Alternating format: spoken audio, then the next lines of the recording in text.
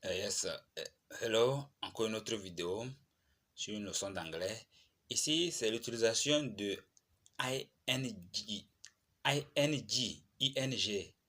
ing, qu'on appelle le participe présent en français, le gérondif, le participe présent en français. En anglais, le ing, le participe présent, est beaucoup utilisé. Le gérondif est beaucoup utilisé en anglais, le gérondif. C'est-à-dire un verbe qu'on ajoute ing. Ok, en anglais, le participe présent est utilisé après certains verbes. Exemple, après certains verbes comme like, avoid, dislike, mind, etc. etc. Bien sûr. Par exemple, student must avoid making mistakes. Donc, must avoid, le verbe qui dessus doit être au ing ou passé présent. Must avoid making mistakes. Ok. Maintenant, le passé présent aussi est utilisé après certaines propositions. Exemple de proposition: from, in, at, on sont exemples de propositions. Par exemple, Dad prevented Kofi from going out. From going out. Ok. I am keen on playing football. I am keen on playing football. Je suis passionné du ballon rond. Dad prevented Kofi from going out. Papa a empêché Kofi de sortir.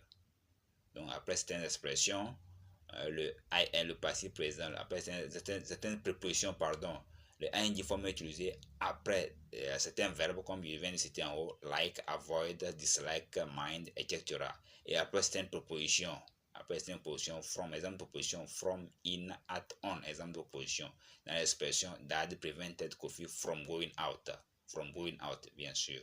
I am keen on playing football. Keen on, après on, le verbe doit être au passé présent. On playing football.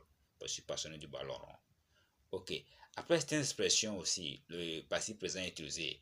Can't help, par exemple, je ne puis m'empêcher. It is no use, ça ne sert à rien. It is no good, c'est inutile. Look forward to, s'impatienter, hein, être impatient. It is worth, cela vaut la peine. Suivez les phrases. It is worth reading the book. Cela vaut la peine de lire le livre. It is worth reading the book. Cela vaut la peine de lire le livre. Donc, après cette expression, le verbe doit être au passé présent. Maintenant, it is no good waiting here. It is no good waiting here.